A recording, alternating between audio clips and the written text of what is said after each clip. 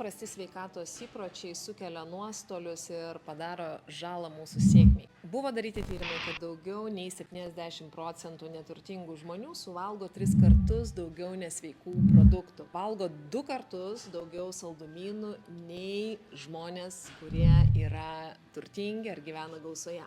Atkreipiu dėmesį tokį, kad jeigu jūsų mitybos įpročiai yra nelabai kokie ir nelabai sveiki, vadinasi, jūs tokiu būdu prašykinėjate savo energiją ir ją nudrenuojate. Jūs neskiriate energijos atsigavimui ir jūs jos neįdarbinate savo sėkmiai. Ir atkreipkite dėmesį, kad žmonės, kurie yra turtingi ar tie, kurie yra sėkmingi, jie iš tiesų rūpinasi savimi. Ką deda į burną, kiek laiko miega, kiek laiko juda, nes jie supranta, kad sveikos mitybos ir sveikatos įpročiai turi tiesioginę įtaką jų finansiniams rezultatams.